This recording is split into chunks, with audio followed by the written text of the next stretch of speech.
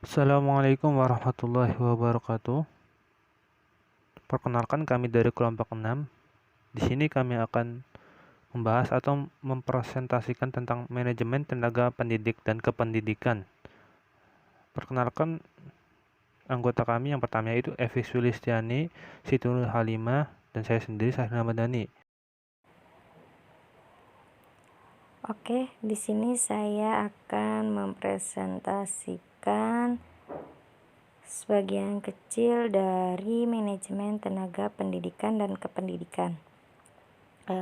Yang pertama ya, langsung saja di sini yaitu slide pertama, pengertian tenaga pendidik. Apa sih yang dimaksud pengertian tenaga pendidik di sini? Menurut Undang-Undang Republik Indonesia Nomor 20 Tahun 2003, tenaga pendidik adalah tenaga kependidikan yang berkualifikasi sebagai guru, dosen, konselor, pamong belajar, wideswara, tutor, instruktur, fasilitator, dan sebutan lain yang sesuai dengan kekhususannya, seperti berpartisipasi dalam penyelenggaraan pendidikan. Yang kedua yaitu manajemen tenaga kependidikan, merupakan kegiatan yang mencangkup penetapan norma, standar, prosedur, pengangkatan, pembinaan, penatalaksanaan, kesejahteraan, dan pemberhentian tenaga kependidikan sekolah agar dapat melaksanakan tugas dan fungsinya dalam mencapai tujuan sekolah.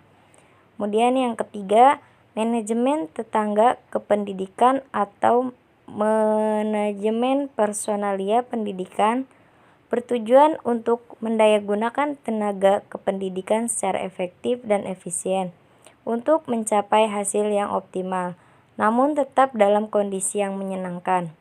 Untuk mewujudkan keseragaman perlakuan dan kepastian hukum bagi tenaga kependidikan sekolah dasar dalam melaksanakan tugas dan fungsi, wewenang dan tanggung jawab sesuai dengan ketentuan perundangan yang berlaku. Seperti itu. Itu pengertian dari tenaga pendidik itu sendiri ya. Di sini ada 3 pengertiannya, dan ada yang menurut undang-undangnya tadi, terus kemudian yang manajemen tenaga kependidikan, kemudian dengan manajemen tenaga kependidikan atau manajemen personalia pendidikan. Kayak gitu ya.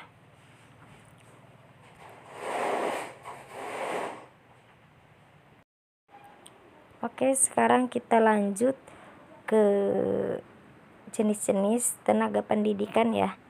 Yang pertama yaitu ada guru, kemudian dosen, pamong belajar, wideswara, tutor, instruktur.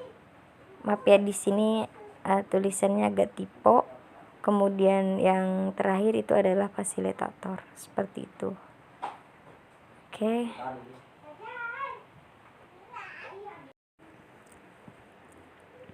Oke, selanjutnya kita ke jenis-jenis tenaga kependidikan. Yang pertama yaitu tenaga struktural.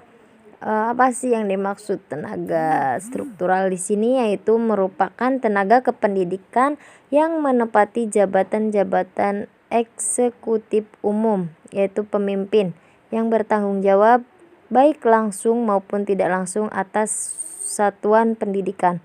Yang kedua yaitu tenaga fungsional, merupakan tenaga kependidikan yang menempati jabatan fungsional, yaitu jabatan yang dalam pelaksanaan pekerjaannya mengandalkan keahlian akademis kependidikan. Kemudian yang ketiga, tenaga teknis kependidikan, merupakan tenaga pendidikan yang dalam pelaksanaan pekerjaannya lebih dituntut kecakapan teknis operasional atau teknis administratif. Ya, mungkin itu jenis-jenis tenaga kependidikannya ya.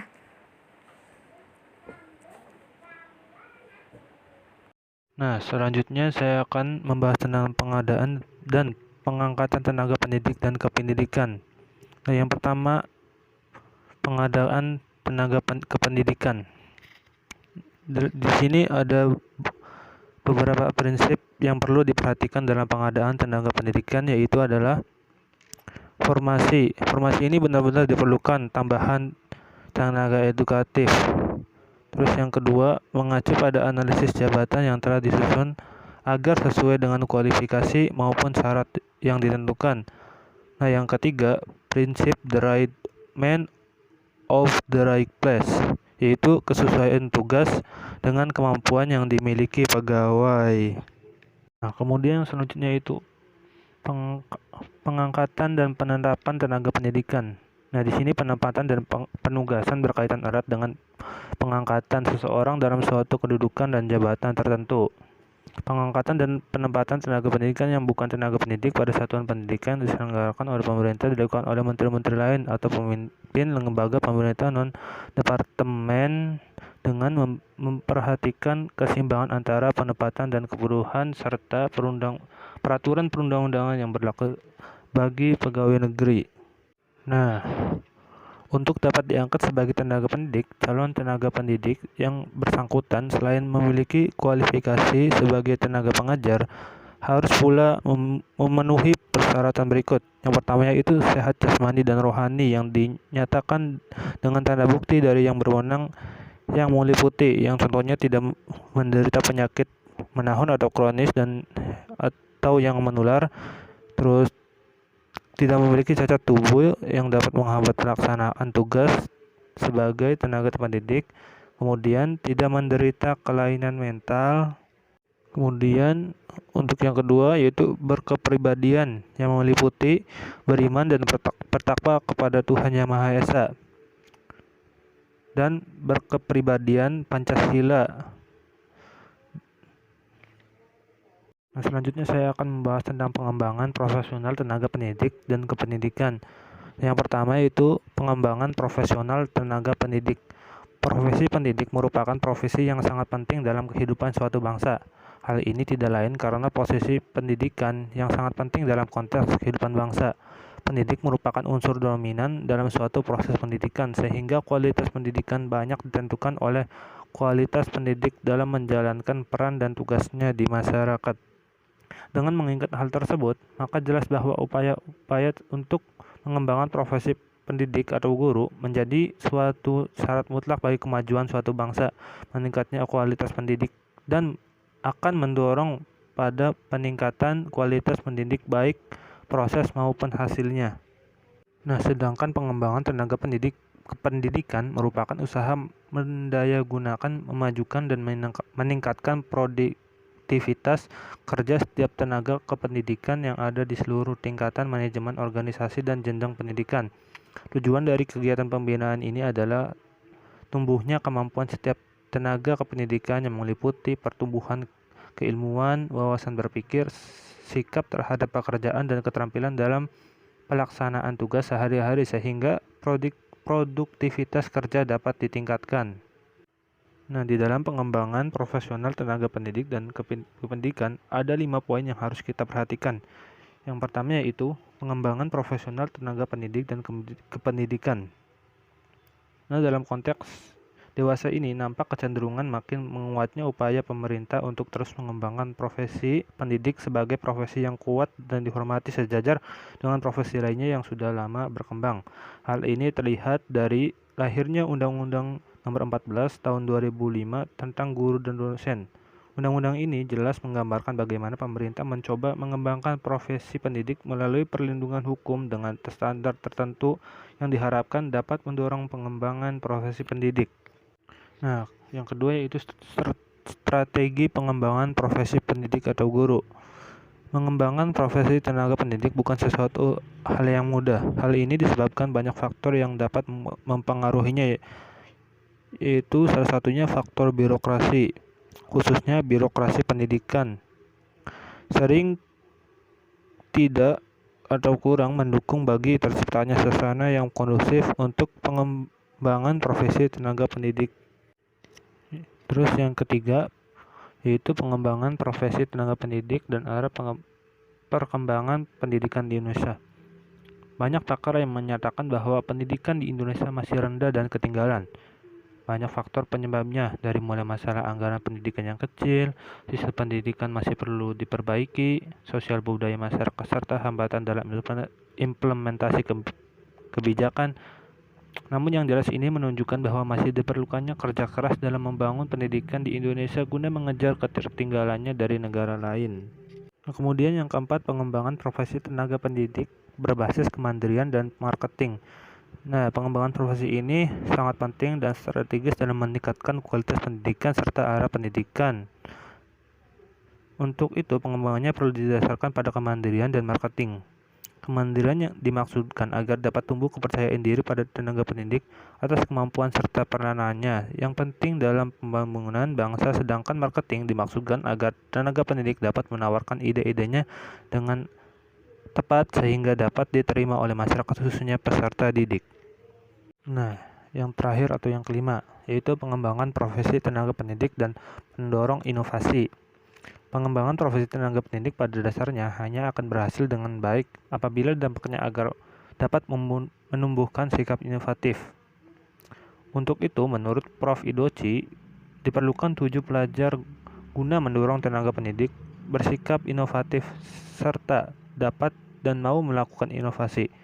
Nah, ketujuh pelajaran itu adalah sebagai berikut. Yang pertama, belajar kreatif.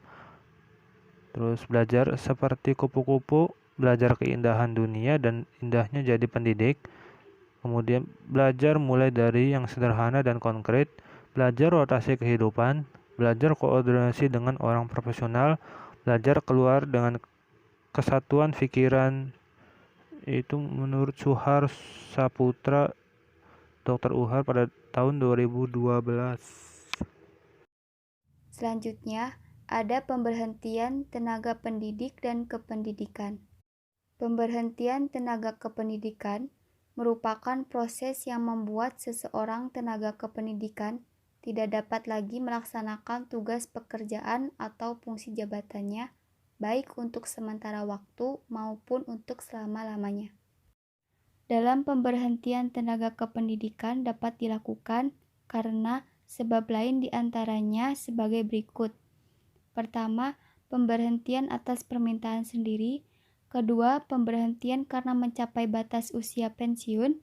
Ketiga, pemberhentian karena adanya penyederhanaan organisasi. Keempat, pemberhentian karena melakukan pelanggaran. Kelima, pemberhentian karena tidak cakap jasmani dan rohani. Keenam, pemberhentian karena meninggalkan tugas.